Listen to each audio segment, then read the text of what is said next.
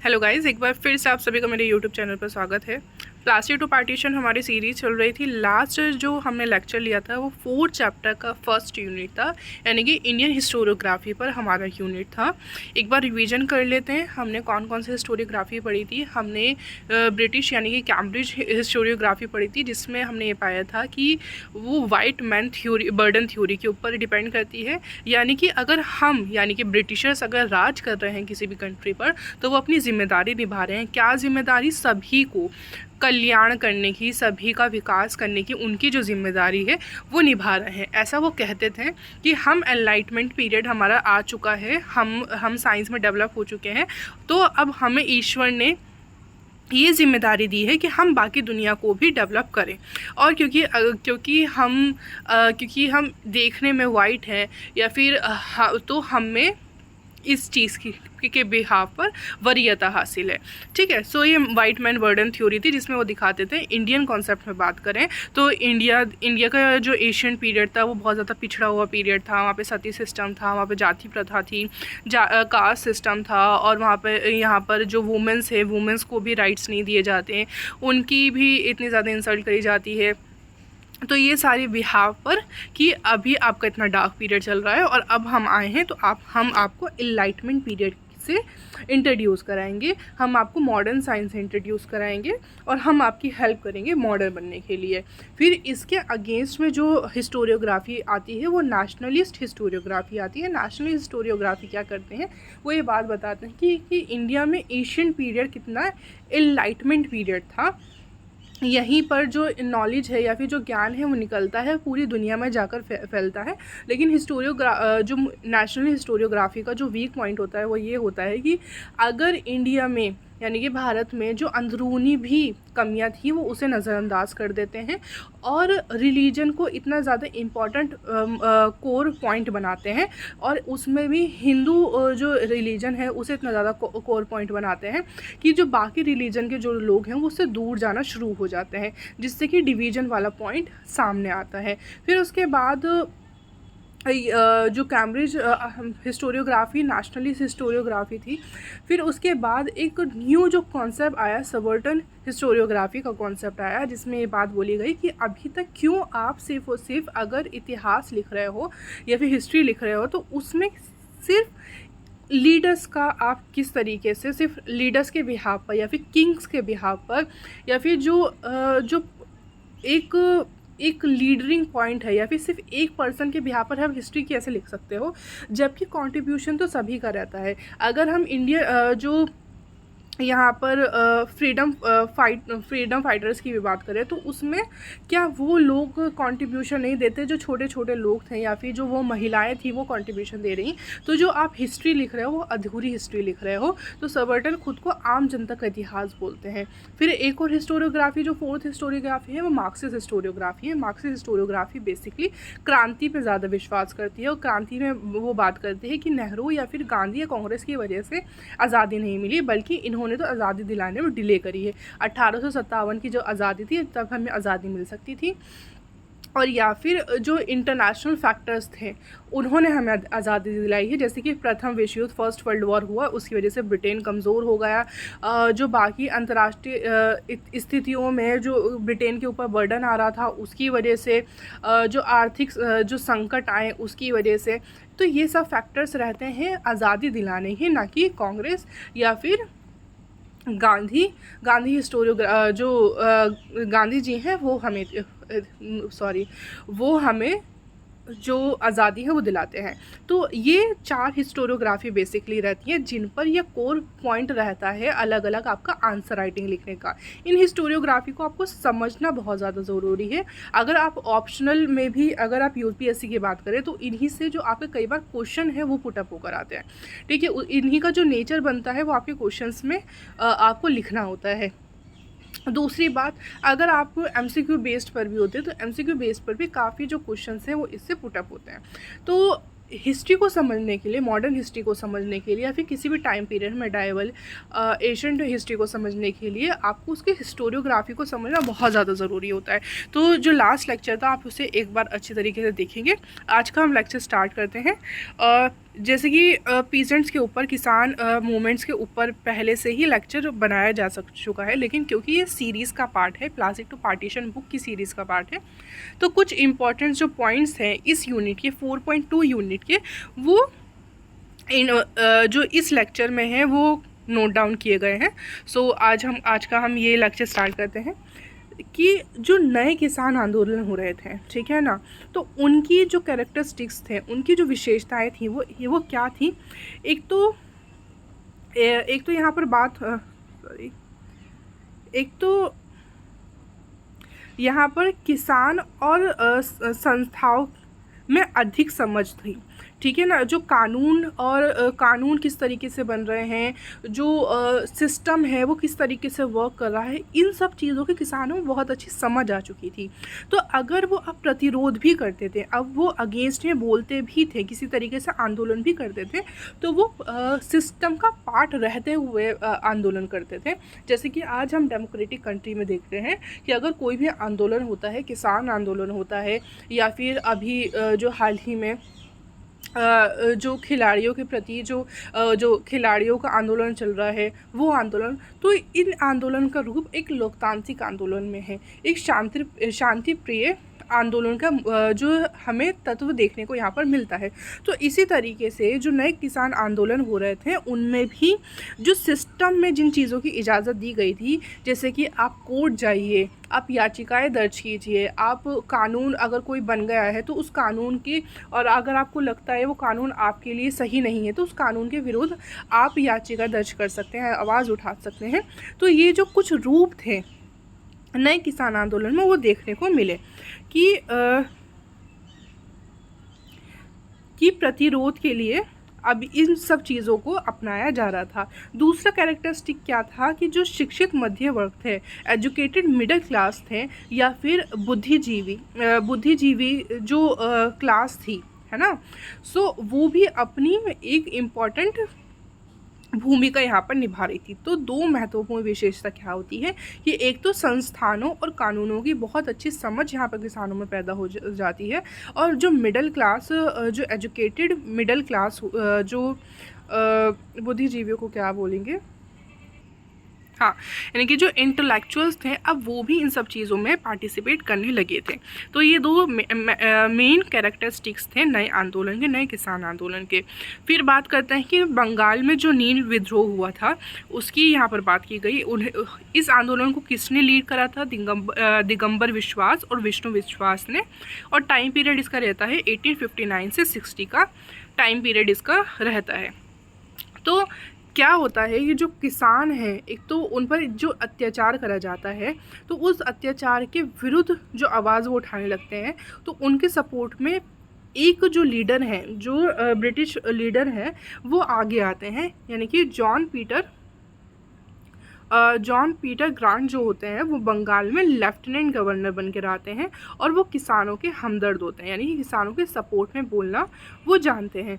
तो जब 80-60 में, यानी कि जो ज़मींदार जब प्रेशर डालते हैं या फिर बहुत सारी याचिकाएं जो है कोर्ट में जाना शुरू हो जाती है, तो उसके बिहाफ पे 80-60 में एक अस्थाई कानून आता है कि नील की जो खेती होती है उसे बोने के लिए किसानों को विवश किया जा सकता है, किसानों को मजबूर किया जा सकता है। लेकिन जो पीटर होते हैं, वो इसकी टाइम पीरियड जो है वो 6th मंथ से आगे बढ़ने नहीं देते, ठीक है। तो फिर उसके बाद किसानों ने रेंट एक्ट 10 के तहत अपने अधिकारों की रक्षा करने का प्रयत्न किया, जो कि पहले से एक कानून बना हुआ था। उसी के अंतर्गत यहाँ पर ये कोशिश करते हैं कि हम अपने कानूनों की या फिर हम अपने अधिकारों की रक्षा कर सकें। इसी वजह से ये एक प्रथम सफल आंदोलन कहा जाता है। अब दीन बंधु जो मित्र थे, उन्होंने इसका जिक्र करा है, उन्होंने इसकी बात कही है अपने नील दर्पण जो नाटक होता है उसमें, और इसका जो ट्रांसलेशन करते हैं, वो ट्रांसलेशन करते हैं माइकल मधुसूदन, इंग्लिश ट्रांसलेशन करते हैं। और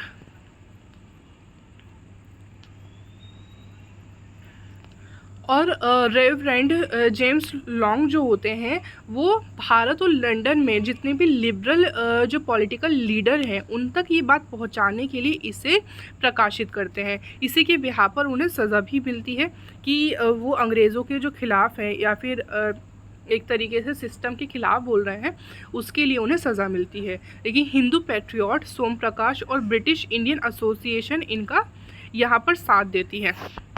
1863 में क्या होता है, ये आंदोलन समाप्त हो जाता है, लेकिन नील की खेती का क्योंकि यहाँ पर आते आते जो नील की खेती है वो ख़त्म हो जाती है या फिर उसका पतन हो जाता है इस पार्ट में, बंगाल वाले पार्ट में। लेकिन बिहार का बहुत सारा ऐसा एरिया था जहाँ पर अभी तक ये जो सिस्टम है, ये जो नील वाला जो नील की खेती है वो चलती रहती थी। किसान नील की खेती के लिए खिलाफ सबसे ज़्यादा इस वजह से थे कि नील की खेती जो होती थी वो ज़मीन को इस तरीके से बंजर कर देती थी कि 10-10 साल तक उस पर कोई नई खेती नहीं हो सकती थी। ठीक है, तो किसानों को इससे बहुत ज़्यादा फ़ायदा नहीं होता था, बल्कि उन्हें बहुत ज़्यादा नुकसान उससे की वजह से उठाना पड़ता था। यही रीज़न था कि बार बार नील की खेती के खिलाफ जो है आवाज़ उठाई जाती थी और किसान इसके खिलाफ आंदोलन भी करते थे। लेकिन क्योंकि ज़मींदार या फिर बिचौलिया वर्ग जो था या फिर जो ब्रिटिशर्स थे, सिस्टम में जो लोग थे, उन्हें इस चीज़ से फ़ायदा होता था, तो वो पूरी तरीके से इसे ख़त्म नहीं करते थे जब तक कि आर्टिफिशियल जो नील बनना स्टार्ट नहीं हो जाता। और वो कब स्टार्ट होता है, 1898 में। उसके बावजूद भी नील कई पार्ट में देखने को मिलती है, जब भी तो गांधी जी आगे जाके इसके खिलाफ आंदोलन करते हैं, ठीक है ना। तो ये काफ़ी पार्ट में देखने को मिलता है, यहाँ तक कि 20वीं शताब्दी में भी देखने को मिला, जब प्रथम विश्व युद्ध में इसका पुनरुत्थान हुआ, मतलब कि प्रथम विश्व युद्ध में ये फिर से देखने को मिला। पूर्ण रूप से कब ख़त्म होता है, पूरी तरीके से चंपारण आंदोलन जब होता है, उसी के बिहाफ पर यहाँ पर हमें ये ख़त्म होते हुए दिखता है। फिर उसके बाद दूसरा जो जिस आंदोलन का यहाँ पर जिक्र किया गया है, जो बताया गया है, वो पावना आंदोलन है। पावना आंदोलन का सबसे बड़ा कैरेक्टरिस्टिक या फिर विशेषता जो है वो ये बात है कि यहाँ पर जो आसपास जो अधिकारी थे उन्हें तो दुश्मन समझा जाता था, लेकिन जो दूर बैठी हुई ब्रिटेन की महारानी थी उसे वो अपना वास्तविक महारानी या फिर शुभ चिंतक मानते थे कि ये हमारी भलाई करना चाहती हैं, ये हमारा डेवलपमेंट करना चाहती हैं। तो ये दूर बैठी हुई जो ब्रिटेन की महारानी थी उनके गुलाम बने रहना चाहते थे, लेकिन जो पास में ज़मींदार थे या फिर जो बिचौलिया वर्ग था, मिडल मैन थे या फिर ब्रिटिश अधिकारी थे, उसे अपना दुश्मन मानते थे। तो यूसुफ शाही जो परगना होता है उसमें 1873 से 76 में ये आंदोलन होता है। यहाँ पर 1873 में एग्रियन लीग की स्थापना होती है। ये लीग काम करती है कि जितना भी आंदोलन करने के लिए आपको जो पैसा चाहिए उस पैसे को जमा करना, आंदोलन को एक डायरेक्शन देना, तो इन सारी चीज़ों का जो संगठन जिस तरीके से काम करता है, इसी तरीके से 1873 में एक लीग बनती है, एग्रियन लीग, और वो इन्हीं चीज़ों पर काम करती है। फिर पावना जो आंदोलन होता है वो किसके बिहाफ पर, मतलब कि क्या जो मांगे होती हैं या फिर किसके खिलाफ होता है कि एक तो अत्यधिक लगान होता है, बहुत ज़्यादा जो टैक्सेस होते हैं वो बहुत लगा दिए जाते हैं, और जो गैर कानूनी जो वसूलियाँ होती हैं वो करी जाती हैं।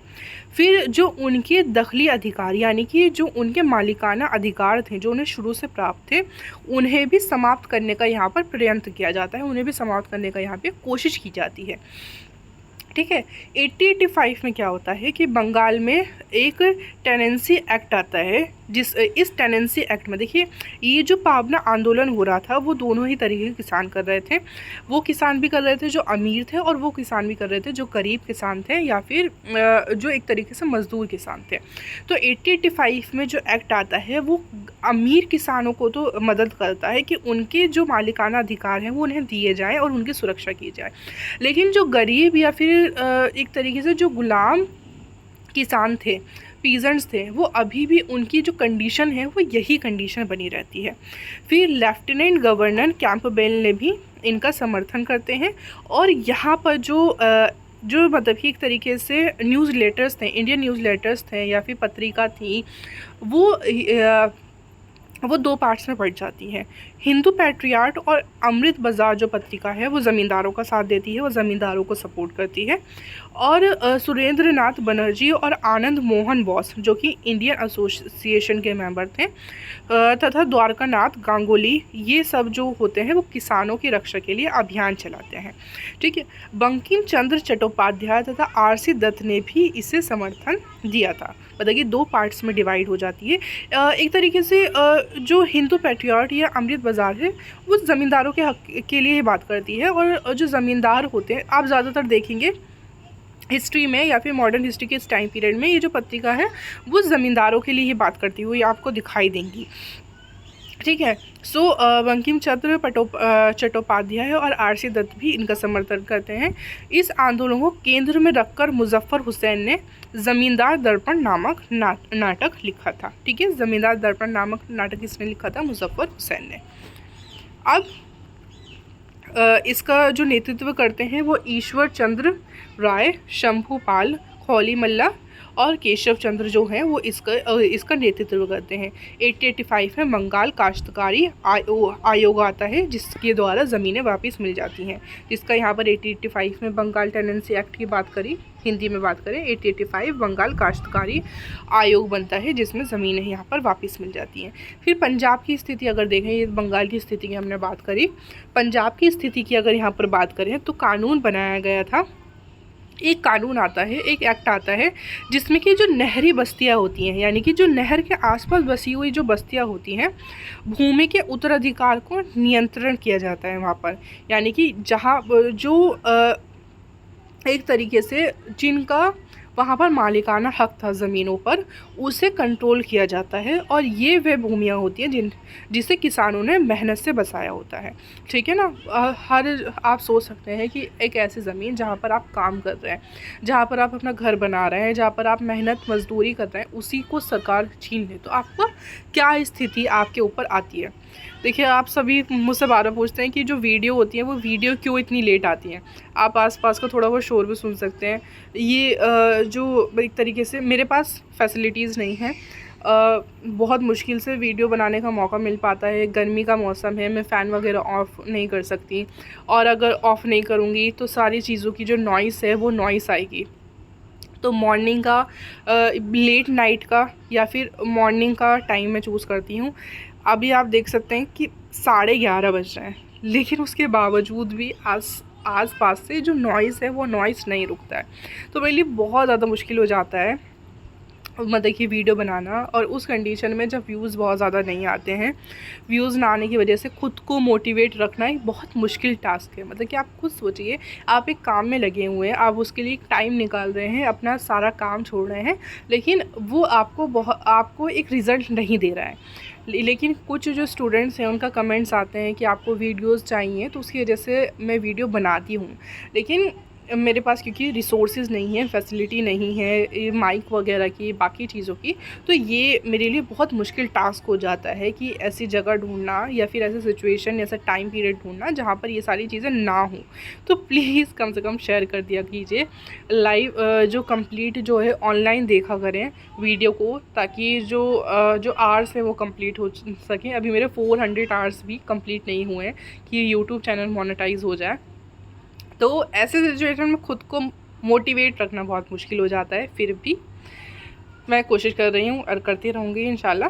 ठीक है, सो हम पंजाब की बात कर रहे थे कि पंजाब में जो ज़मीनें हैं वो ज़मीनें ले ली गई, एक तरीके से उन्हें वह कंट्रोल किया गया एक कानून के द्वारा।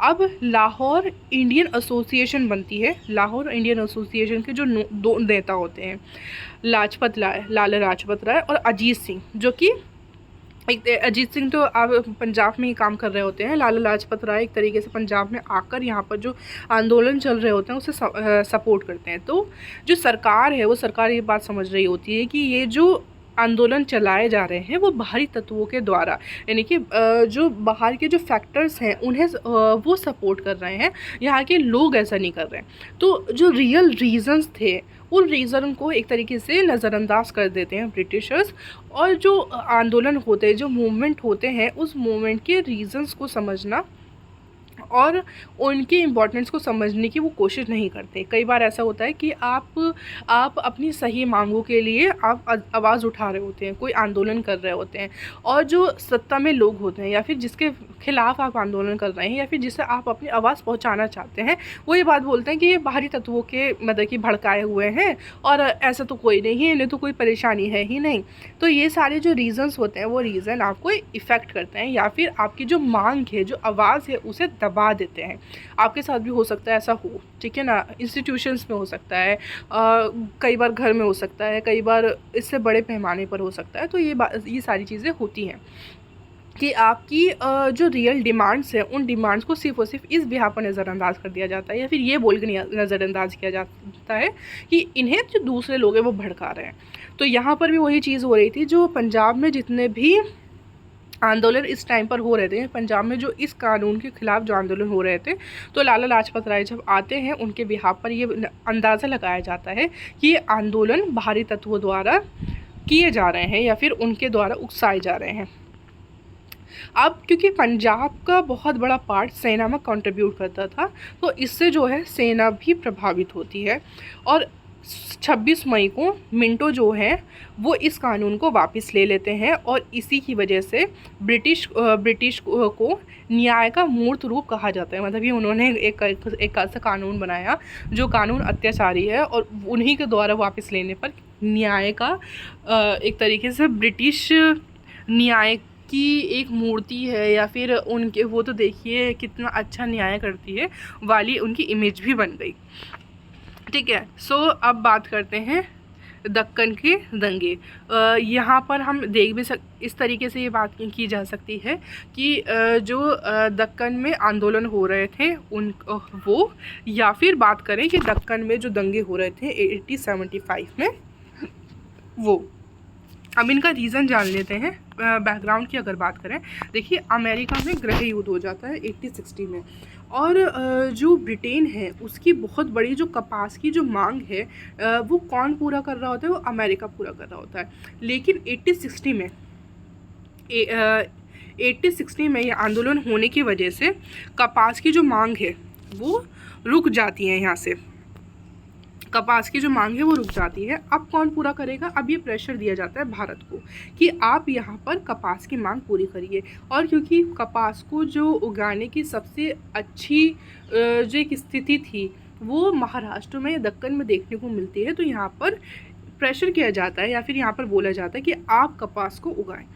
तो यह जब आप डिमांड कर रहे हैं, ठीक है ना, तो डिमांड की वजह से जो किसान है वो उगा रहे हैं, उगाने की वजह से उनका भी फ़ायदा हो रहा है। तो उस फ़ायदे को देखते हुए जो ज़मींदार होते हैं या फिर सत्ताधारी जो लोग होते हैं वो 50 से 200% तक जो कर है यानी टैक्स है उसे बढ़ा देते हैं, ठीक है। अब तो अभी तक तो स्थिति अच्छी है, यानी कि इस जो कंडीशन में जब कपास की खेती हो रही है और किसान उगा भी रहे हैं और उगाने के बाद वो बेच रहे हैं, उन्हें बहुत अच्छा मुनाफा हो रहा है। तो इस मुनाफे की स्थिति में तो वो 50 से 200% तक एक वक्त के लिए जो टैक्स है वो दे सकते हैं। लेकिन जब अमेरिका का गृह युद्ध रुक जाता है और उस स्थिति में भारतीयों से जो डिमांड है, डिमांड ख़त्म हो जाती है, जो सप्लाई है वो सप्लाई ख़त्म हो जाती है, तो अभी भी ये जो टैक्स है वो इतना ही बना रहता है। तो इसकी वजह से क्या होता है, इसकी जो महाजन है अभी भी वो इसी जो टैक्स की कीमत है यानी कि 50 से 200% तक की जो कीमत लगाई गई थी, बढ़ाई गई थी, वो अभी तक मौजूद थी और अभी तक वो काम कर रही थी।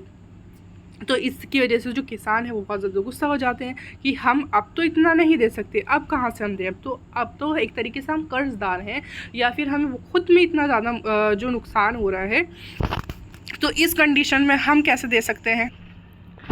इसी के लिए जो महाजन है वो टैक्स की डिमांड करते रहते हैं, उसकी वसूली करते हैं। इसी के लिए जो पूना सार्वजनिक सभा 1873 में रिपोर्ट लेकर आती है जिसमें कि मालगुजारी की दरों में संशोधन की यहाँ पर डिमांड की जाती है, मांग की जाती है। एक तो रीज़न ये रहा कि टैक्स में बहुत ज़्यादा जो है बढ़ोतरी हो गई।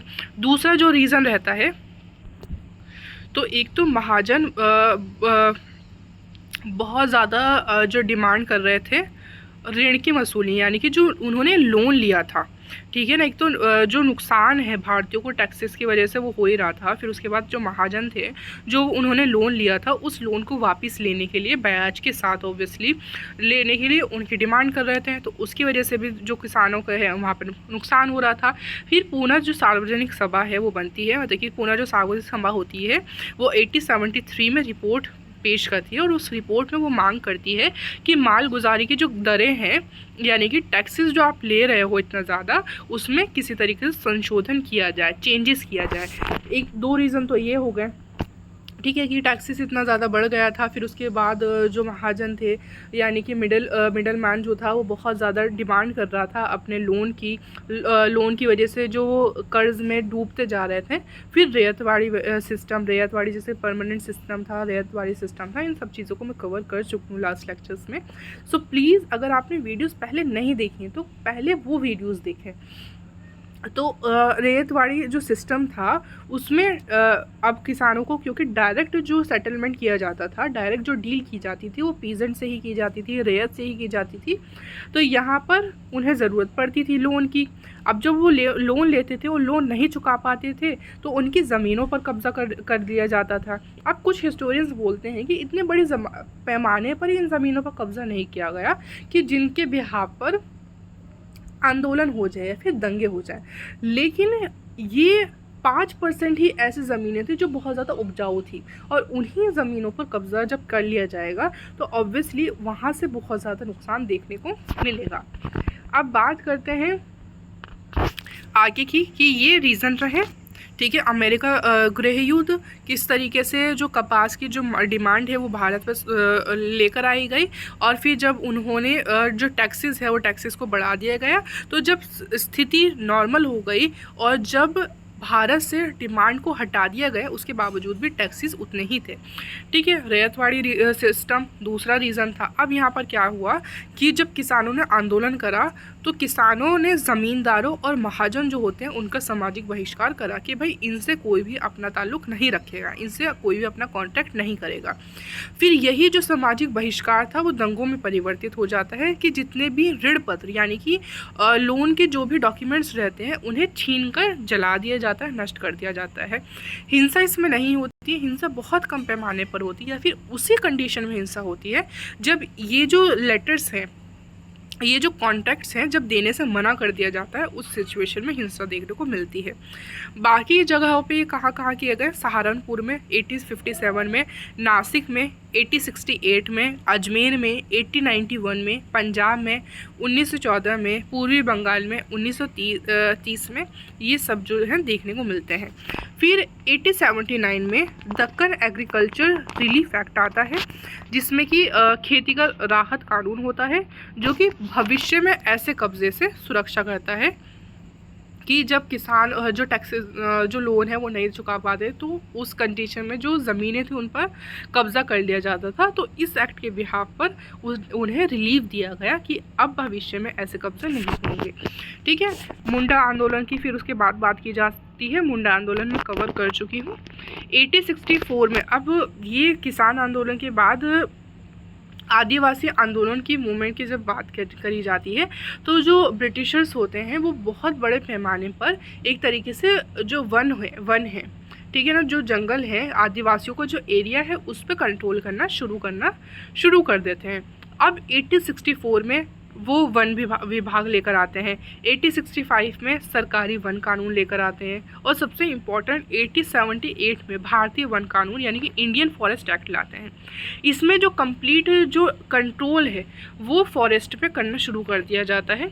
अब इसे 3 पार्ट्स में बांटा जाता है, एक आरक्षित, एक संरक्षित और एक अवर्गीकृत। आरक्षित और संरक्षित कौन से पार्ट होते हैं?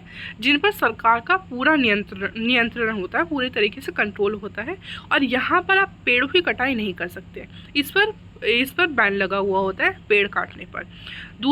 जो तीसरे तरीके से थे वो अवर्गीकृत, यानी कि जो परंपरागत आपके अधिकार हैं, जो आपको पहले से अधिकार वाले जो लोग हैं उनका यहाँ पर उपयोग कर सकते हैं,